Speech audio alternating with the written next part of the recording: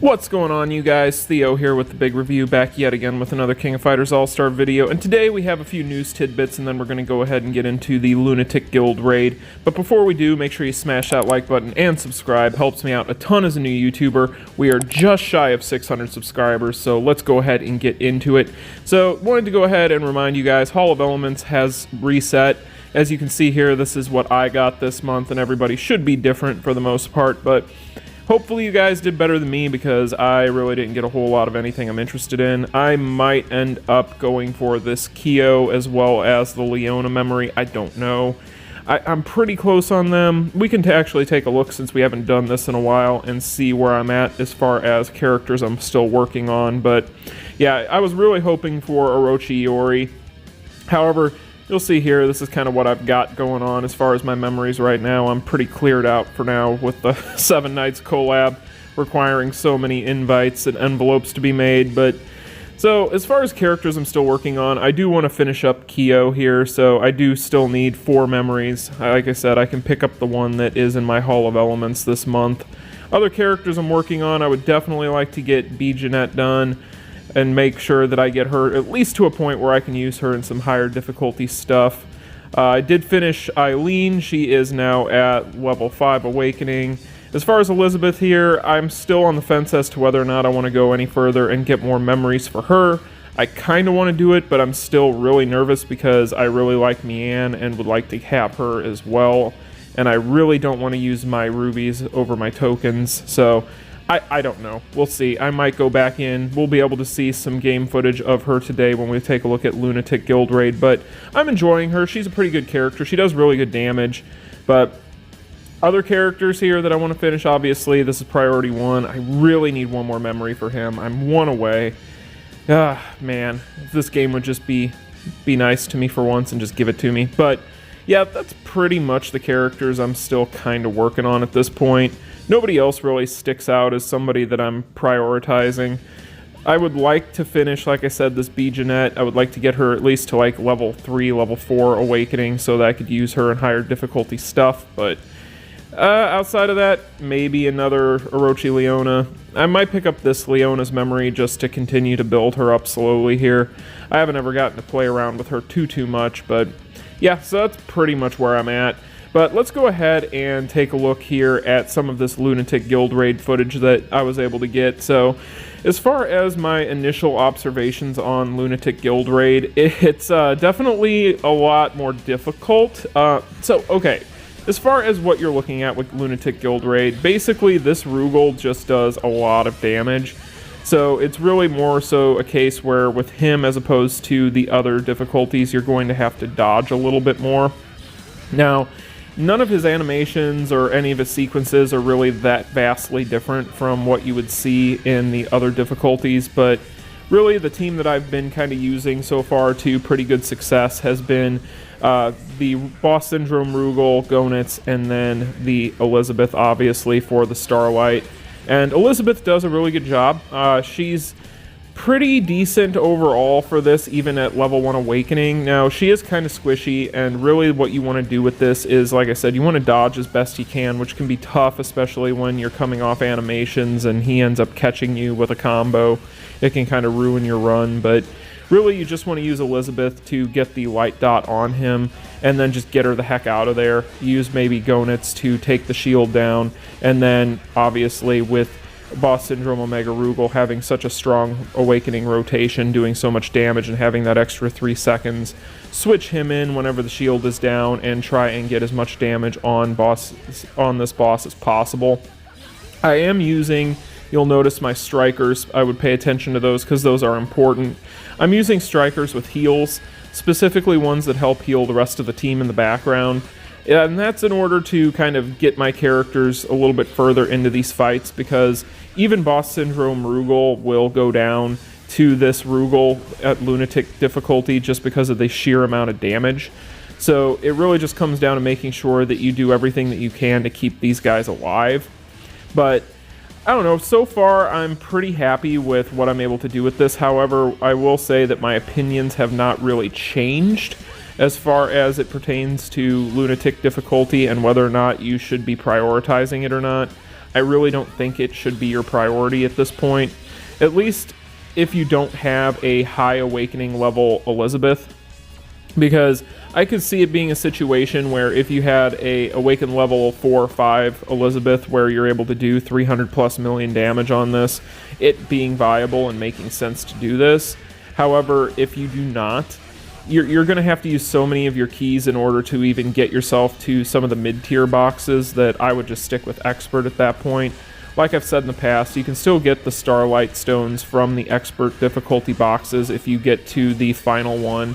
And here, really, you're just doing it so that you have the extra bleed stones in there if you can get yourself to that final tier. And I really just don't think it's worth it.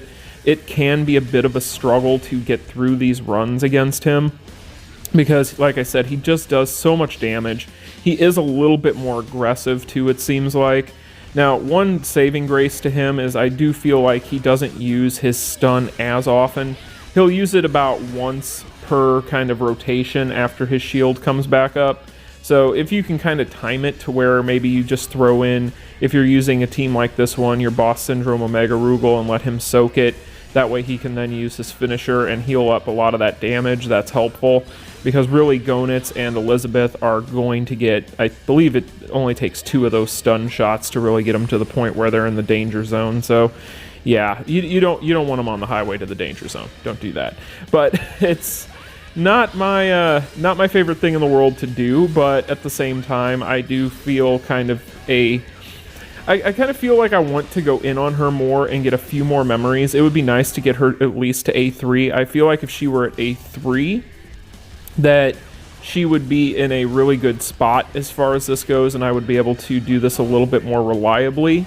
However, being the fact that I really don't see a lot of value in the Lunatic boxes at this point, unless you go full investment on her, I don't know that it's necessarily worth it at that point. As you'll see here, she's about to go down, but we're able to do kind of comfortably. I'll show you guys one more run, but we're able to comfortably do about 200 plus million damage against him, and I still have by no means mastered kind of his rotations at this point. It's actually kind of interesting, if you guys have not done this yet, whenever you go to do it, it's interesting how much different this one boss can be from one difficulty to the next as far as kind of the way you have to react to him. You definitely need to be reactionary more so with this one than the other ones. The other ones you almost can autopilot through as long as your team is strong enough, and they really aren't going to take a whole lot of damage if you're careful. However, this one you have to be very, very careful. He just piles on damage so quickly that it really just came down to I had to really just babysit this entire fight and pay attention to every little detail, every little animation sequence from him, and make sure that if I saw anything coming, I was ready to roll. But it can be tough, though, because, like I said, when you're coming off your animations specifically for like your finishers and things like that, he will catch you pretty often. And it makes it pretty tough to sustain some of these characters, especially if Elisabeth goes down, then you're pretty much just SOL. But I am basically just using Gonitz here as a crit monster to pile on damage very quickly. So basically, once I get the Starlight on, switch to him. That way he is able to rotate through his skills quickly and knock the shield down, and then bring in Rugal to do all the damage, because he's going to do the most damage with the shields down. And really all Elisabeth is there for is obviously the Starlight. And you'll see here the amount of damage he's able to pile on so quickly.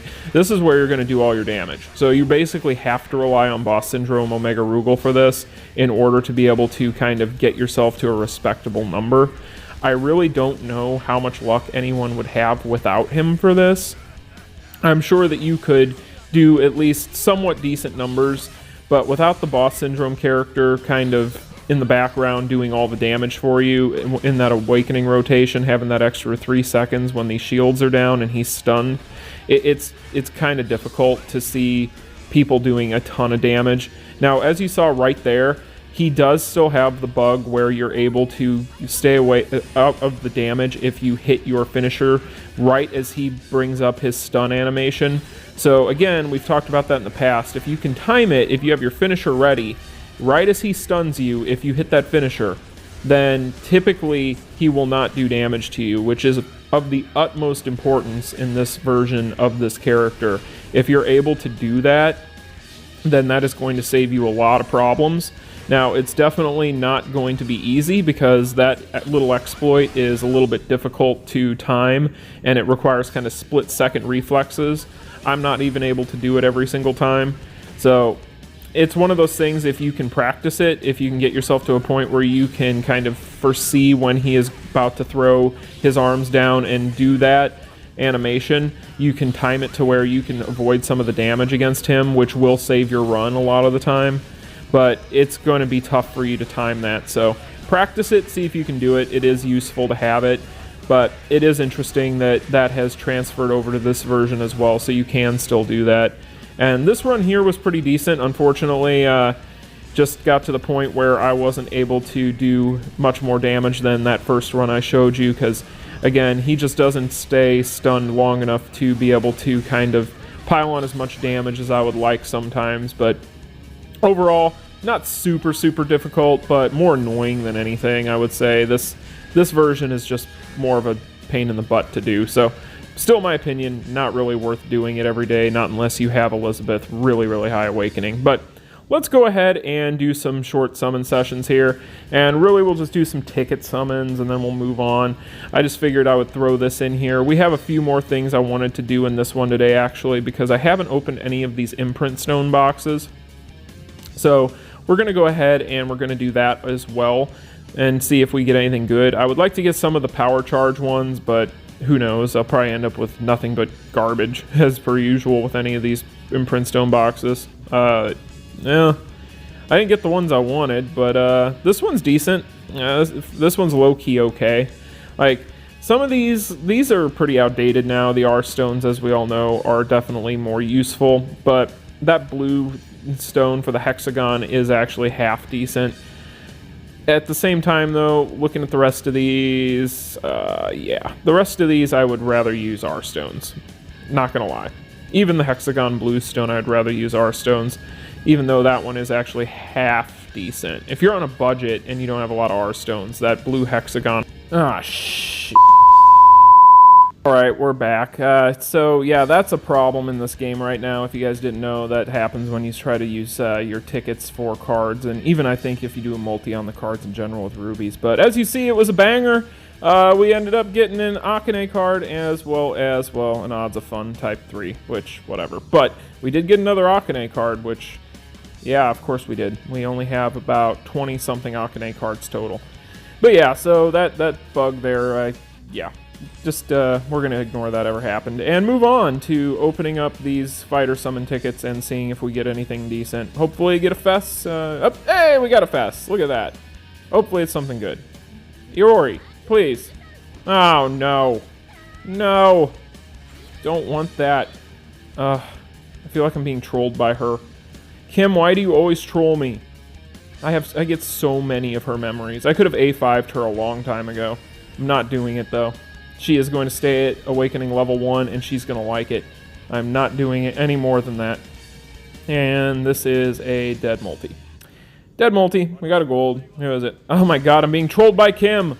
What is going on? Alright, well, I guess that's going to be today's video, guys. Hopefully you enjoyed it. We will be bringing more Lunatic Guild Raid footage later in the week, but you guys enjoy the rest of your day. Like, share, and subscribe. I'll talk to you in the next one. Peace.